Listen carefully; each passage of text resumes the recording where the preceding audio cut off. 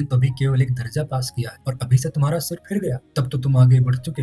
ये समझ लो कि तुम अपनी मेहनत से नहीं पास हुए। अंधे के हाथ बटेर लग गई, मगर बटेर केवल एक बार हाथ लग सकती है, बार बार नहीं। कभी कभी गुल्ली डंडे में भी अंधा चोट निशाना पड़ जाता है। उससे कोई सफल खिलाड़ी नहीं हो जाता। सफल खिलाड़ी वो है जिसका कोई निशाना खाली न जाए। मेरे फेल होने पर न जाओ।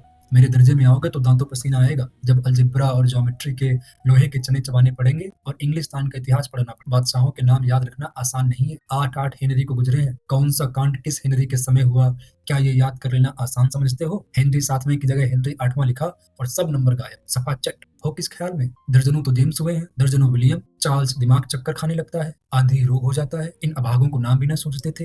एक ही नाम के पीछे दोयम तेयम चहारम पंचम लगाते चले गए। मुझसे पूछते तो 10 लाख नाम बता देता। और ज्योमेट्री तो बस खुदा की पनाह।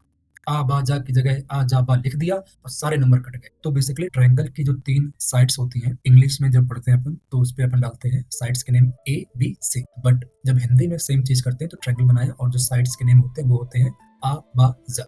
कोई इन निर्दयी मास्टरों से नहीं पूछता कि आखिर आ बा जा और आ जा बा में क्या फर्क है और व्यर्थ की बात के लिए क्यों छात्रों का खून करते हो। दाल भात रोटी खाई या भात दाल रोटी खाई, इसमें क्या फर्क है? मगर इन परीक्षकों को क्या परवाह, वो तो वही देखते हैं जो पुस्तक में लिखा है। चाहते हैं कि लड़के अक्षर अक्षर रट डालें और इसी रटंत का नाम शिक्षा कर छोड़ा है। और आखिर इन बेसिक पैर की बातों के पढ़ने से क्या फायदा? इस रेखा पर वो लंब गिरा दो तो आधार लंब से दोगुना होगा। पूछिए इससे क्या प्रयोजन? दोगुना नहीं चौगुना हो जाए या आधा ही रह जाए मेरी भला से, लेकिन परीक्षा में पास होना है तो ये सब खुराफात याद करने पर। कह दिया समय की पाबंदी पर एक निबंध लिखो जो 4 पन्नों से कम ना हो। अब आप कॉपी सामने खोलें, कलम हाथ में लिए उसके नाम को रोकें। कौन नहीं जानता कि समय की पाबंदी बहुत अच्छी बात है। इससे आदमी के जीवन में संयम आता है, दूसरों का उस पर स्नेह होने लगता है और उसके कारोबार में उन्नति होती है। जरा सी बात पर 4 पन्ने कैसे लिखें?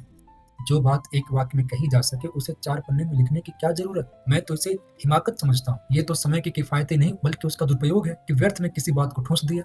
हम चाहते हैं आदमी को जो कुछ कहना हो चटपट कह दे और अपने राह चला जाए, मगर नहीं, आपको 4 पन्ने रंगने पड़ेंगे, चाहे जैसे लिखिए, और पन्ने भी पूरे पूरे लिखने हैं। ये छात्रों पर अत्याचार नहीं तो और क्या है? अनर्थ तो ये है कि कहा जाता है संक्षेप में लिखो। समय की पाबंदी पर संक्षेप में एक निबंध लिखो जो 4 पन्नों से कम ना हो। ठीक, संक्षेप में 4 पन्ने हुए, नहीं तो शायद 100-200 पन्ने लिखवाते। मतलब तेज भी दौड़िए और धीरे धीरे भी। उल्टी बात है या नहीं? बालक भी इतनी सी बात समझ सकता है, लेकिन इन अध्यापकों को इतनी तमीज भी नहीं। उस पर दावा करते हैं कि हम अध्यापक हैं। मेरे क्लास में आओगे लाला, तब आटे दाल का भाव मालूम। इस कक्षा में अव्वल आ गए हो तो जमीन पर पाँव नहीं रखते। इसलिए मेरा कहना मानिए, लाख फेल हो गया हूँ लेकिन तुमसे बड़ा हूँ। संसार का मुझे तुमसे ज्यादा अनुभव। जो कुछ कहता हूँ उससे गिरह बांधिए, नहीं तो पछताएंगे। गिरह बांधिए मतलब गांठ बांधिए। स्कूल का समय निकट था।